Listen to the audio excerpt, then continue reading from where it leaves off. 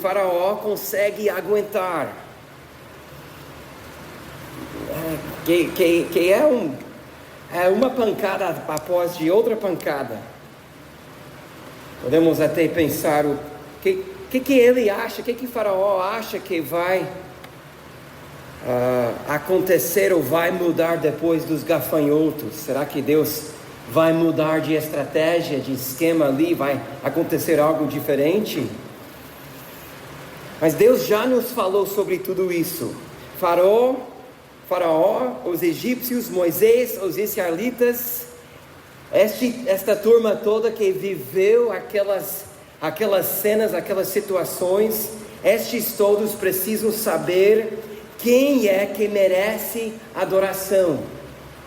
Eles precisam saber quem é soberano. Como leitores desta história, como nós somos, nós não experimentamos o livro de Êxodo, nós lemos o livro de Êxodo. Leitores, nós, diferente dos que viveram estes eventos, nossa perspectiva é privilegiada. Olhamos a história de fora e podemos então perceber a tolice, por exemplo, onde talvez alguns que estavam vivendo esta história julgavam coragem. Uma primeira leitura não deixa muito mistério como a coisa vai acabar, como que vai terminar toda essa situação. E esta perspectiva toda nos traz uma outra vantagem. Irmãos, nós estamos a olhar e ler estes eventos, nós estamos a observar a glória de Deus, estamos a ver o Criador, e Ele não é um Deus criado ou imaginado segundo os nossos interesses. Isso talvez é aquilo que tem que vir ao encontro do nosso coração nessa história. Deus não é um Deus que nós imaginamos que Ele seja. Ele surpreende pela forma que Ele trabalha. Então a resposta à pergunta fica para nós. Então, como que nós devemos responder? Não é, ao ver estas coisas todas, não é razoável que adoramos Ele e queremos conhecê-lo por quem Ele é, não um Deus que a gente imagina que Ele seja, o criamos em nossos corações, em nossas mentes, mas de precisar conhecê-lo de verdade e então entender nossa vida de uma perspectiva como criaturas, pessoas criadas que prestam conta ao Criador. Amados, essa é a nossa vantagem ao ler essa história. Espero que você aprecie e aproveita do privilégio que nós temos de ter em nossas mãos a palavra de Deus. Ter a história para ler e podemos então não somente ver a grandeza do soberano Criador, mas ao mesmo tempo enxergamos de longe a futilidade de confiar em qualquer outro. É tolice, é ridículo você pensar que talvez em outro canto possa ser, ou possa ter outro que consegue chegar ao patamar de Deus. Vemos os deuses dos egípcios sendo derrotados um por um. Deus revela que eles não são nada, e embora que o povo confiava neles, os deuses dos egípcios eram meros ilusões, e jamais poderiam se levantar para defender quem estava prestando culto a eles. Eu espero que também entendemos que o trabalho de Deus no Egito não foi um trabalho difícil. Para Deus derrotar os deuses do Egito, isto para Ele foi fácil, não foi difícil. E ao ver isso, abandonamos todo e qualquer lealdade em nossas vidas.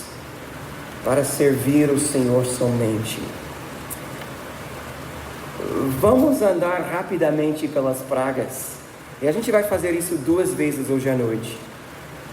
Revisando rapidamente como Deus, primeiro, vendo mais uma vez como que Deus apresentou a questão da liberdade dos israelitas, o êxodo dos israelitas do Egito. Ele colocou as pragas numa esquadria de doxologia. Agora pensa como Deus não operou. Ele não mandou Moisés falar com o faraó sobre injustiças. Não, Moisés, vai para a rua, levanta suas vozes na rua, resiste.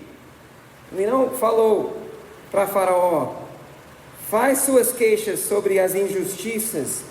Fala para ele, ensina para ele quão ruim é ser dono de outros seres humanos, ter escravos. Ele não falou sobre a colonização.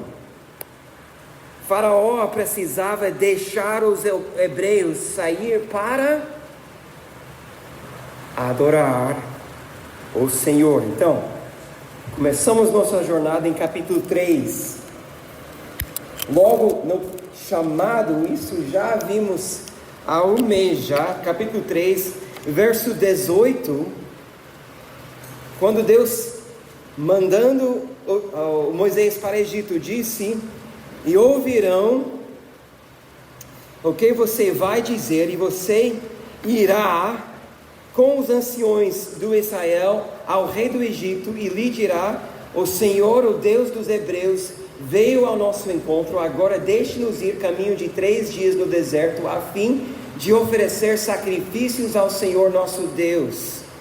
19. Eu sei, porém, que o rei do Egito não os deixará ir, se não for obrigado por mão forte. É uma demanda de Moisés que ele vai repetir cada encontro com Faraó logo em seguida. A caminho do Egito, Deus lembra Moisés que este projeto é um projeto de adoração. Olha capítulo 4, verso 23. 4:23. Eu digo a você, Deus falando para Moisés, Deus falando que Moisés vai dizer para Faraó: eu digo a você, deixe o meu filho ir para que me adore. Se você não quiser deixá-lo ir, eis que eu matarei o seu filho, seu primogênito. Olha capítulo 6, versículo 7. Moisés queria abandonar o projeto por completo. Deu ruim na primeira tentativa. Mas Israel também precisará saber quem é o soberano. Capítulo 6, verso 7. Eu os tomarei por meu povo, serei o seu Deus, e vocês saberão que eu sou o Senhor, seu Deus. Capítulo 7, versos 4 e 5. A mesma coisa, Faraó não vai ouvir vocês, e eu porei a mão sobre o Egito e farei sair os meus exércitos, o meu povo, os filhos de Israel da terra do Egito, com grandes manifestações e juízo. Os egípcios saberão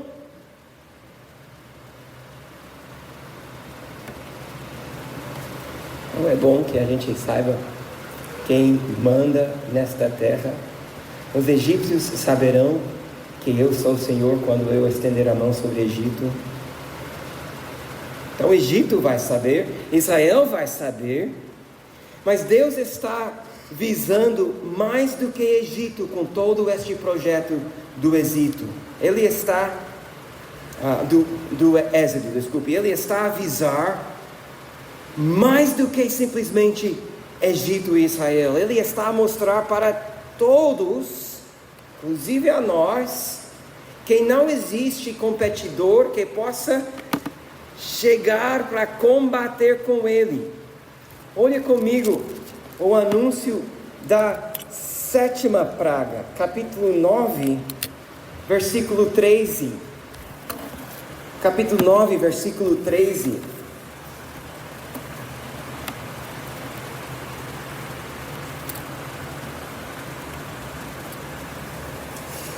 Isso para introduzir a 7ª praga, a chuva de pedras.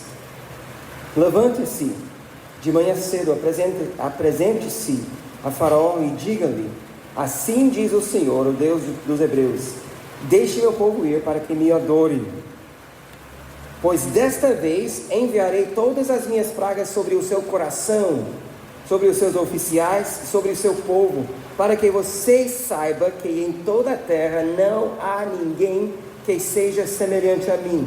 Agora veja bem o que ele diz em verso 15: pois eu já poderia ter estendido a mão para ferir você e o seu povo com peste, e você teria sido cortado da terra, mas em verdade foi para isso que eu o mantive, para mostrar a você o meu poder, para que o meu nome seja anunciado em toda a terra.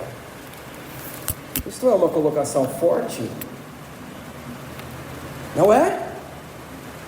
Moisés informou Faraó que este exercício não acontece porque Deus é incapaz de terminar de tudo de uma vez, mas é uma derrota sistemática de todo o panteão dos deuses falsos do Egito, visando a revelação do único soberano Senhor.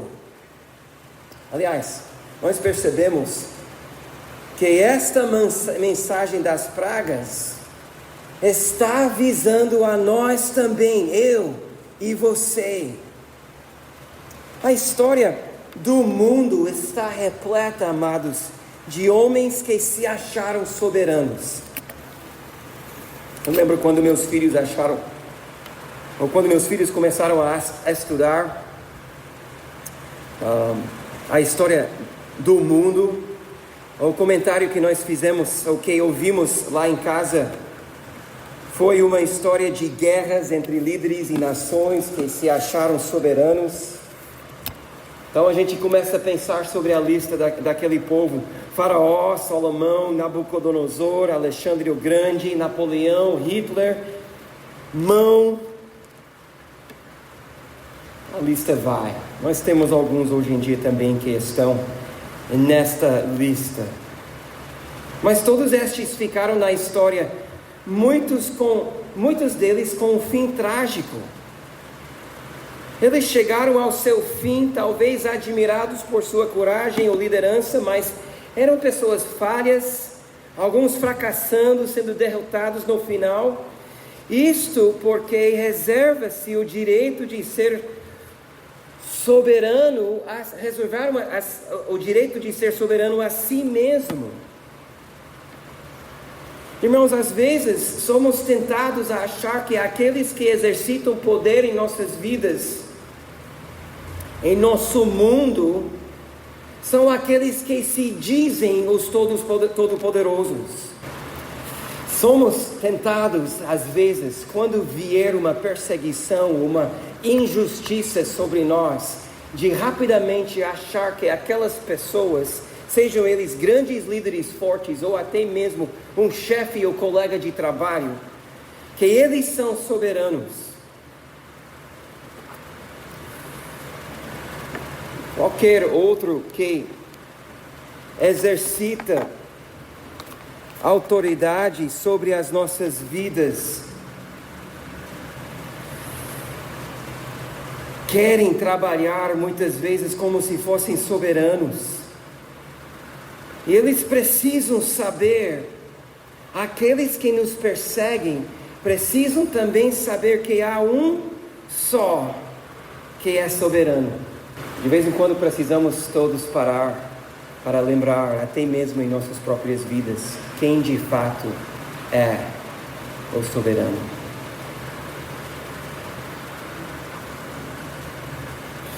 Agora pense sobre soberania um pouco comigo. Porque eu sei que você já foi injustiçado. Talvez alguém com forte autoridade sobre você já maltratou você. Você já se sentiu oprimido.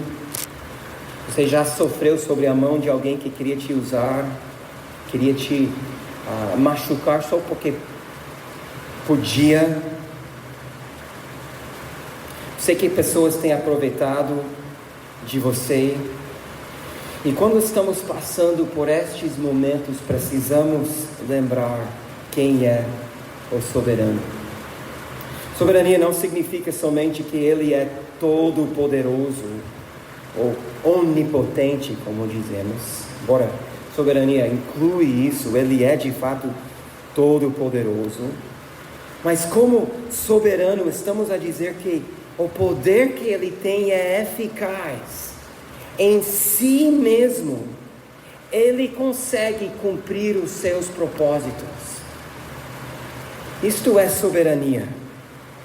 Deus não precisa de ajuda, Ele não precisa que alguém dê para Ele uma mão, uma força, para Ele cumprir os seus propósitos. Ele cumpre os seus propósitos porque Ele é soberano, Ele é eficaz, Ele tem eficiência no seu poder. Isto é soberania. E Ele não é soberano porque Ele ganhou numa eleição, ou porque Ele derrotou quem era soberano antes dele.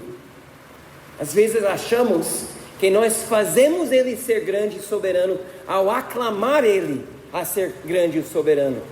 Não, Ele não tem esta soberania por aclamação.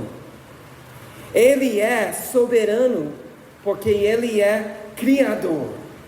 E isso faz toda a diferença, amados. Ele é Criador, originador, sustentador de todas as coisas. Ou seja, Ele é fonte de vida. Entretanto, a criação responde a Ele e não vice-versa. Isto é soberania. Aliás, nisto a gente sabe, a gente entende que a criação, até mesmo nossas próprias vidas, tem também propósito e razão. Mas as pragas estão nos ensinando disso. Não só porque Faraó queria ver se ele conseguia assim combater com Deus. Vamos ver quem sai nessa briga, nessa luta, quem é o mais forte.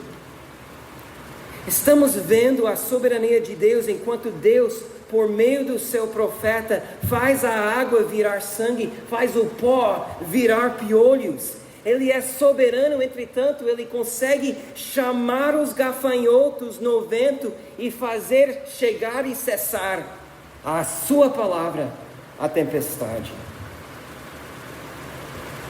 E é por isso que para Deus trabalhar nos corredores de poder, inclusive na sala mais íntima do palácio do Faraó,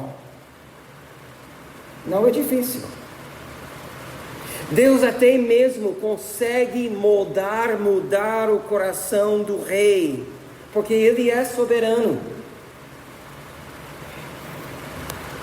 Meus irmãos, nós precisamos de um Deus soberano assim no mundo perverso e injusto como nós vivemos.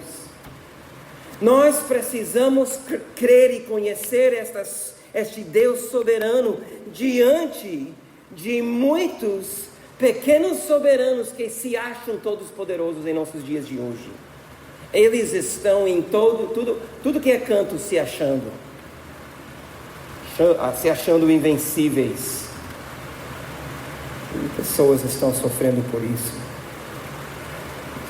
Olha de novo Êxodo 9:16.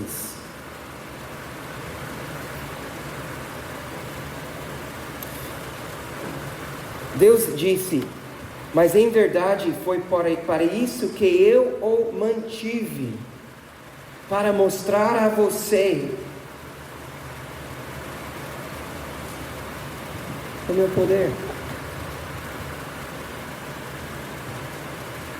Deus manteve o rei Faraó para que ele poderia fazer uma exibição do seu poder, da sua grandeza ainda mais dramática. Para que o conhecimento da glória do verdadeiro soberano pudesse chegar em toda a terra. Ou seja, para que nós hoje à noite, num determinado domingo quente, na Palhoça, em 2026, falamos sobre este evento ainda.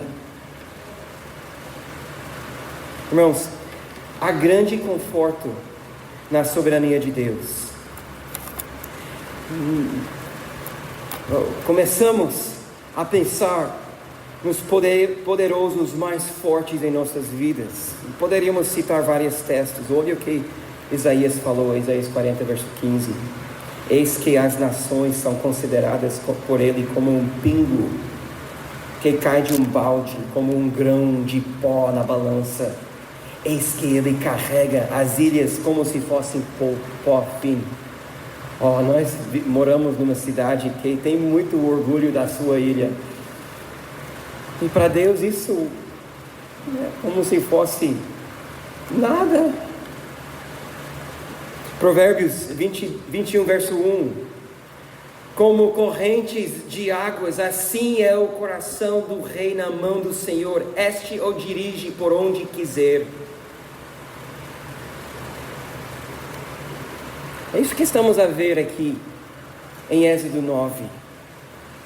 Há angústias para os israelitas, escravos, sendo maltratados, abusados. Era ruim, eles clamando a Deus, chorando. Mas no meio da sua angústia, precisavam saber que Faraó, quem os perseguia, não escapou da soberania de Deus. Ou seja, Deus não reserva ou não deixa a gente pensar, não, eu vou ser soberano aqui em textos e questões de igreja, mas dos reis, daí eu não sei o que fazer com eles. Os outros líderes eu não sei, eles estão ali alheios. Não. Deus é soberano em todas as situações. Salmo 33, talvez você queira migrar para Salmo, deixa seu dedo aqui em Êxodo, mas migra para Salmo 33. Verso 16, enquanto estamos chegando, eu vou lendo. Salmo 33, verso 16. Não há rei que se salve com o poder dos seus exércitos, nem por sua muita força se livra o valente. O cavalo não garante a vitória, apesar da sua grande força. A ninguém pode livrar. Eis que os olhos do Senhor estão sobre os que temem.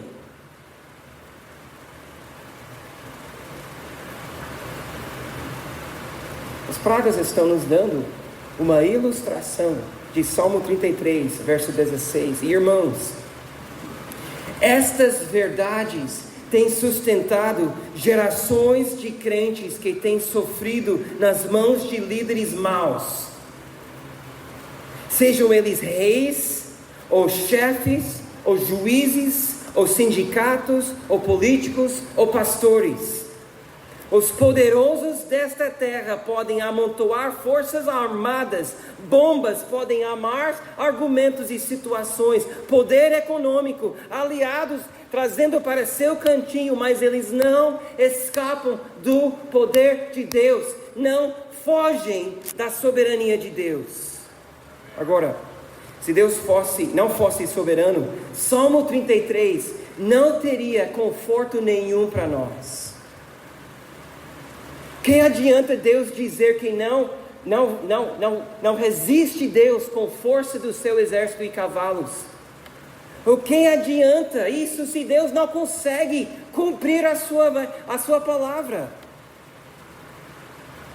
Mas são palavras consoladoras, justamente porque não importa onde formos, quem está sendo injusto conosco,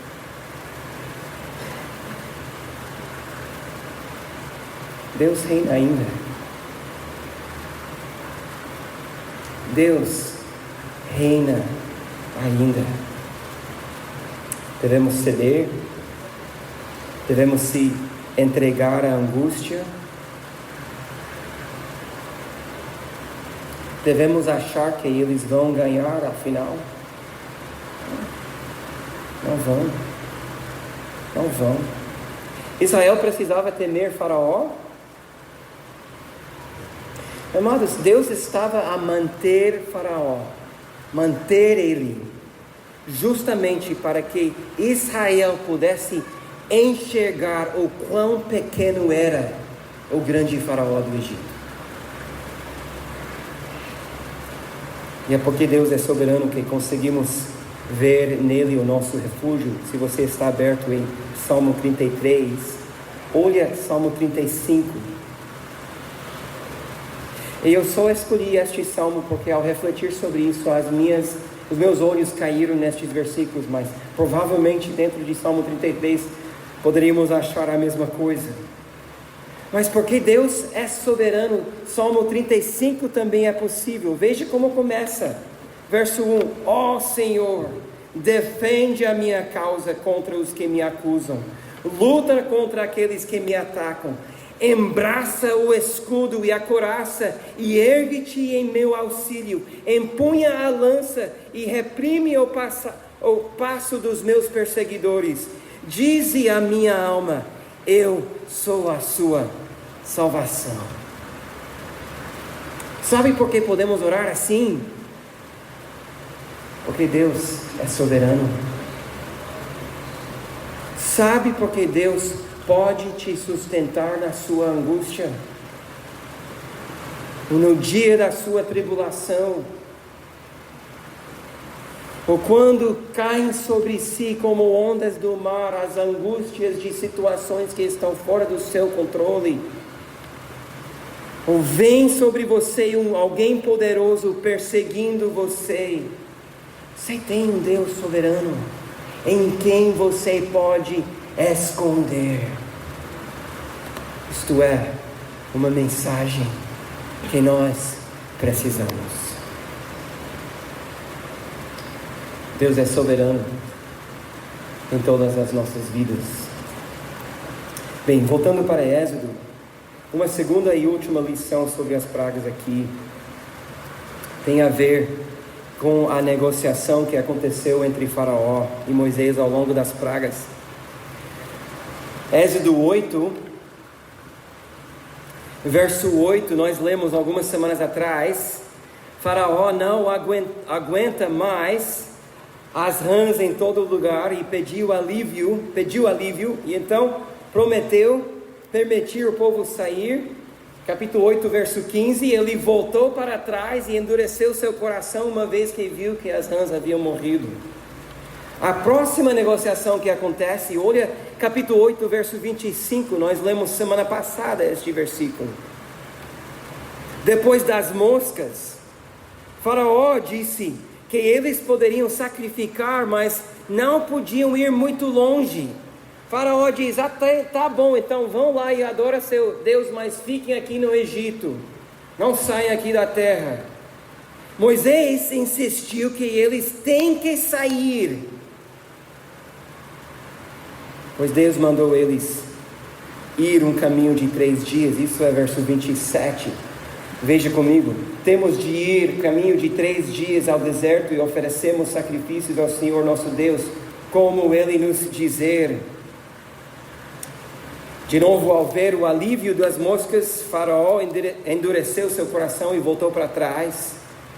Depois da 7ª praga, então, capítulo 9, novamente, versículo 28, a praga da tempestade, do granizo, Faraó prometeu livrá-los. Verso 28 diz: orem ao Senhor, pois já bastam estas grandes trovões e a chuva de pedras. Eu os deixarei ir e vocês não ficarão mais aqui.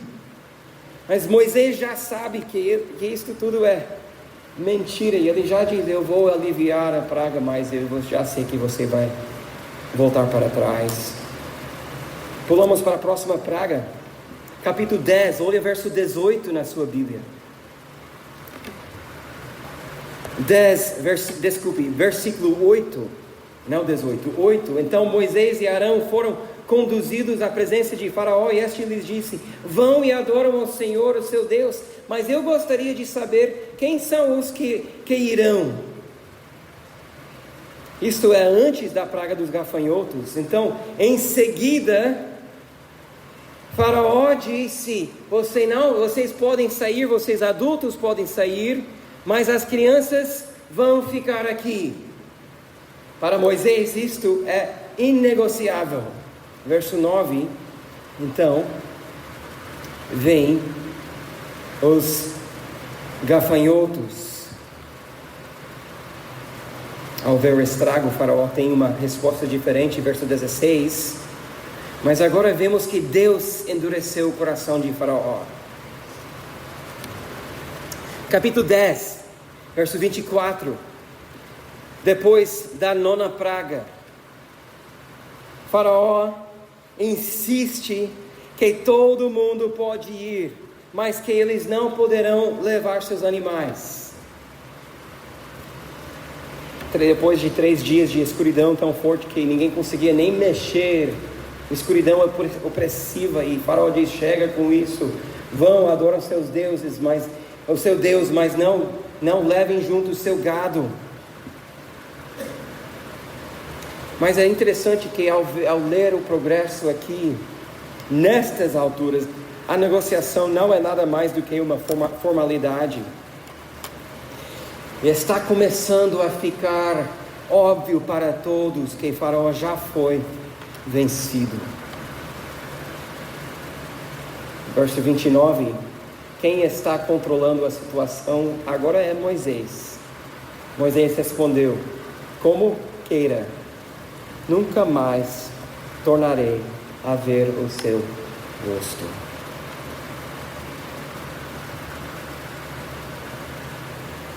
Agora, por que Moisés não podia negociar com o faraó? A primeira razão deve ser óbvia, né?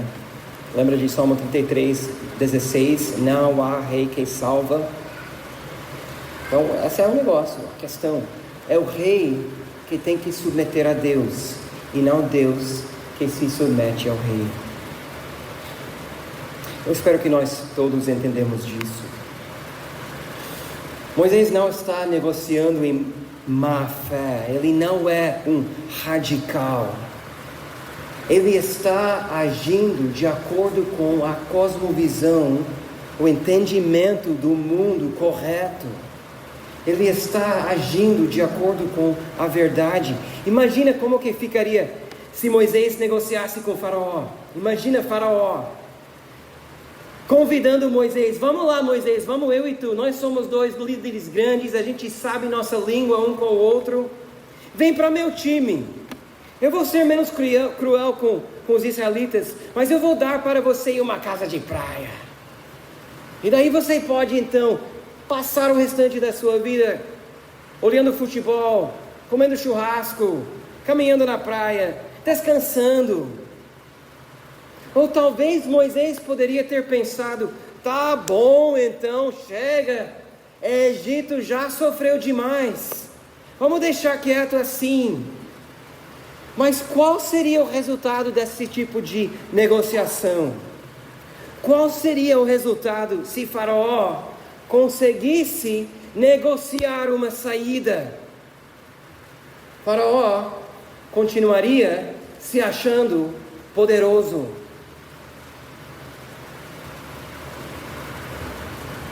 Então, Moisés não podia negociar porque Deus pretende libertar eles por completo.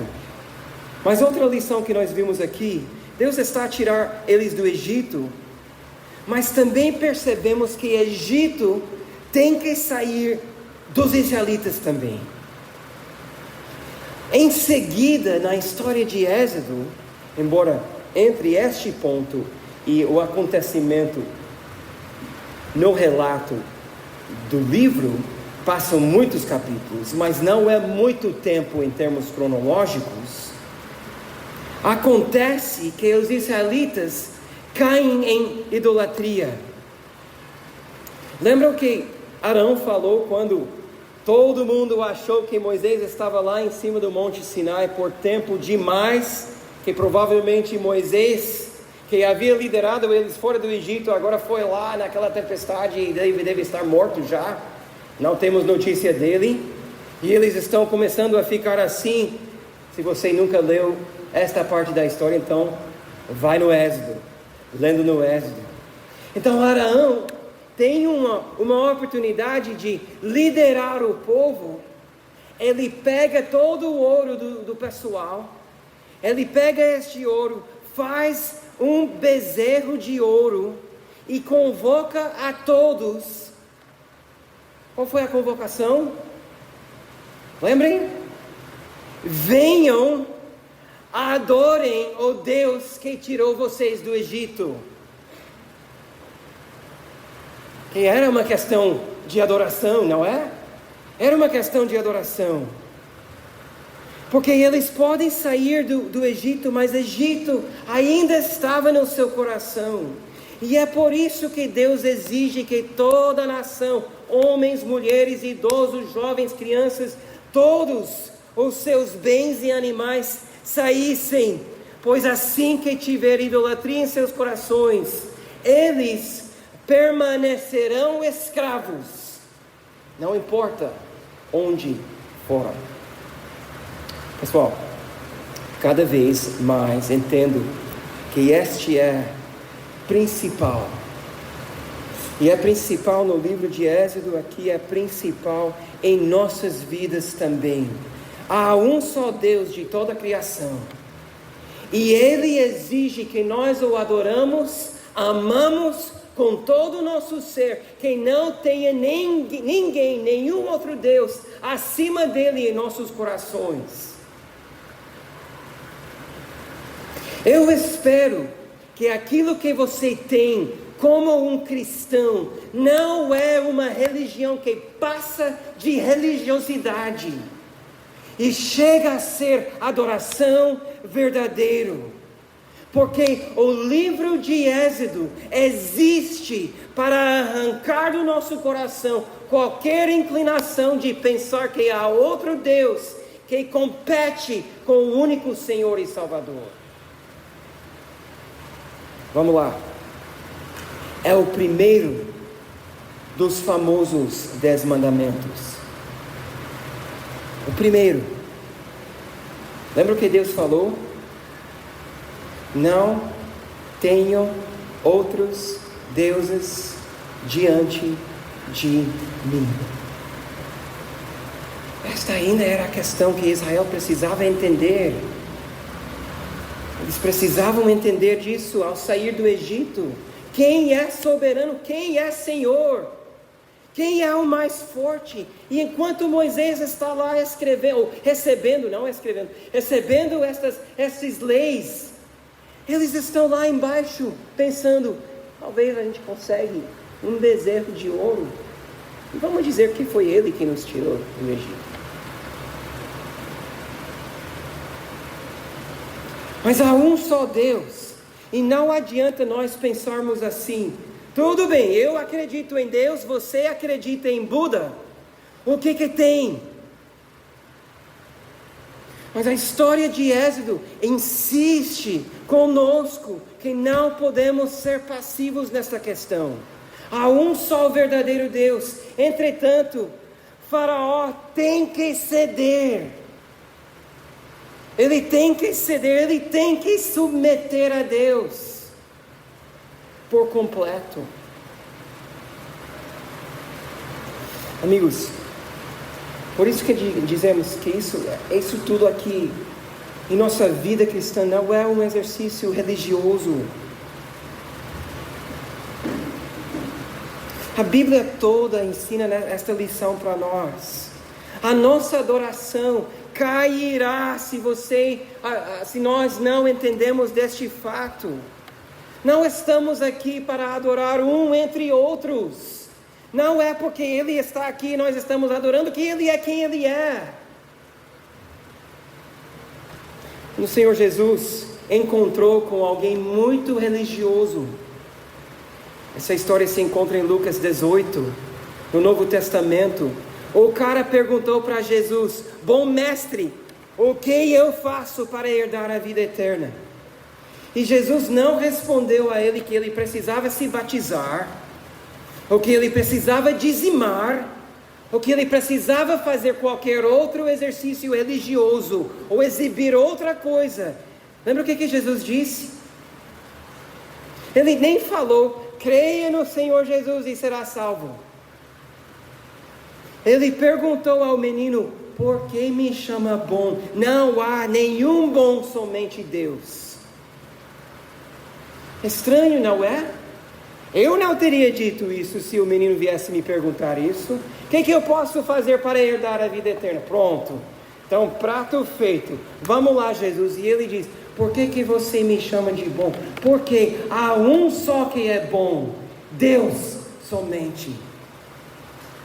E agora, ao percorrer daquela conversa, Cristo Jesus, em sua sabedoria, vai aplicar a bondade de Deus a si mesmo. Como que ele fez isso? Lembra que ele começou a perguntar sobre os mandamentos?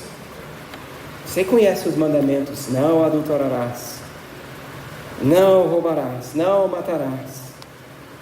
E o jovem, assim, com toda a sua energia e espiritualidade, dizendo: tudo isso eu tenho feito desde a minha infância. Parabéns para mim. Uau! Então, eu estou dentro, né, Jesus? Lembra o que Jesus mandou ele fazer? Vai, vende tudo que tem, dá aos pobres.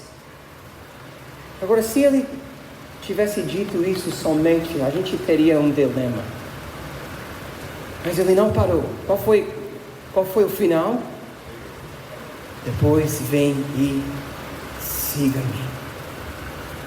Agora estamos a ver o link entre o primeiro mandamento e o bom Deus e o seguir que Jesus chamou o jovem, o menino a ter.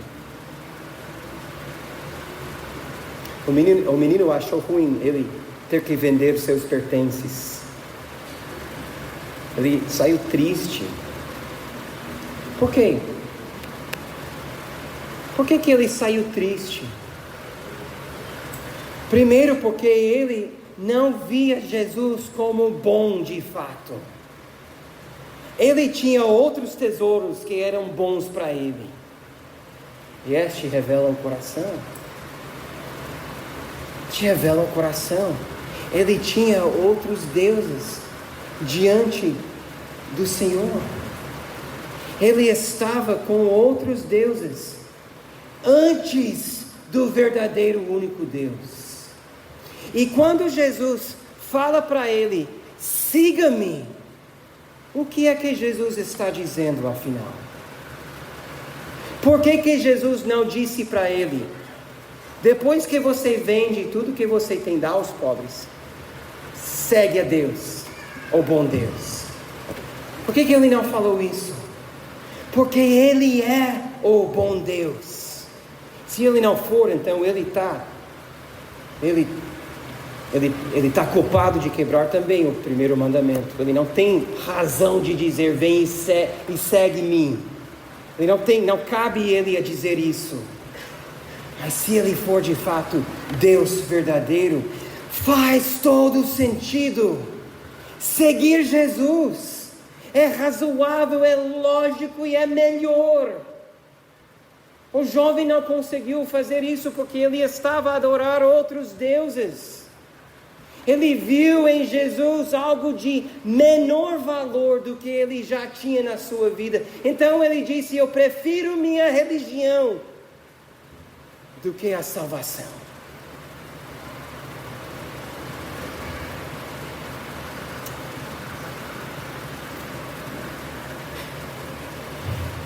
Isto é a beleza da obra de Jesus Cristo que Ele fez para nós na cruz. Porque se Ele não terminar a sua vida sendo obediente até a cruz, morrendo em nosso lugar, bebendo o cálice da ira de Deus, não há justificação para nós. E nós estamos junto com aquele rapaz querendo fazer algo para herdar a vida eterna. Mas se ele cumprir a vontade de Deus, morrendo em nosso lugar, então é a nossa alegria abraçar o simples convite do Evangelho e seguir Jesus. Isso é o que era em jogo em Êxodo, é isso que está em jogo. Isso que estava em jogo em Êxodo está em jogo em nossos corações. Arão vai adorar o Deus verdadeiro, ou eles vão se entregar a outros deuses? Quem é que tem o nome acima de todo nome? Por isso que Jesus, exortando no início do seu ministério, disse: vocês não podem servir a Deus e as riquezas. Esta é a questão da nossa vida. Adoraremos o Senhor somente? Israel tem que sair do Egito, e Deus vai libertá-los da escravidão. Mas a escravidão principal era espiritual. Charles Spurgeon comentou assim, essa citação é um pouco longa, consegue seguir, talvez ajude. Falou assim: Deus não exige que seu povo deve ter um pouco de liberdade ou um pouco de descanso no seu pecado. Não, Deus exige que eles saiam do Egito, deixando o Egito para trás. Da mesma forma, Cristo não veio a este mundo somente para deixar o pecado um pouco mais tolerável, mas para nos libertar dele. Ele não veio para fazer o inferno menos quente, ou o pecado menos grave, ou as nossas cobiças um pouco menos fortes. Jesus veio para pôr todas estas coisas longe do seu povo, para entregá-los à liberdade plena e completa. Cristo não veio para que ficássemos no mundo um pouquinho melhor, mas para nos libertar do pecado. Irmãos, nós não somos interessados em um pouco de Jesus aqui, como se fosse ele um temperinho que a gente joga em nossa vida. Alguns gostam um pouco mais, outros um pouco menos, cada um o seu gosto.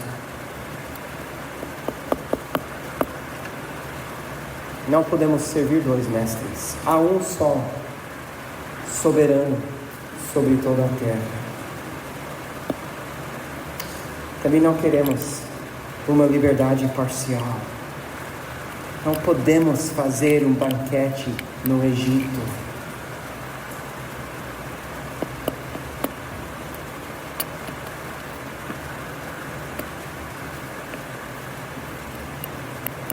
Não devemos pensar que precisamos da ajuda de Jesus para alguma coisa em nossa vida, mas que o restante, ou naquilo que nos interessa, não precisamos da ajuda dele.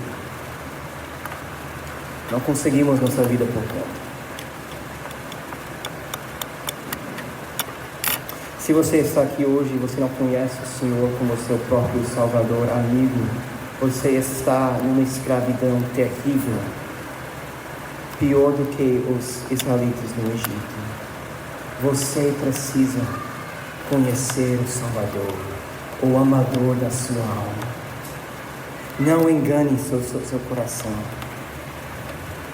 Venha a Cristo. E irmãos,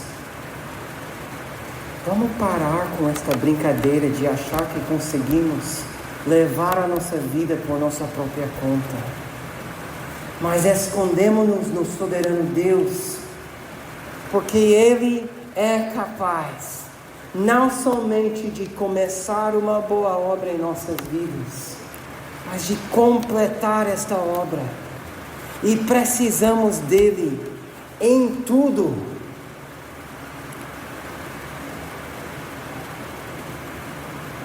Em tudo.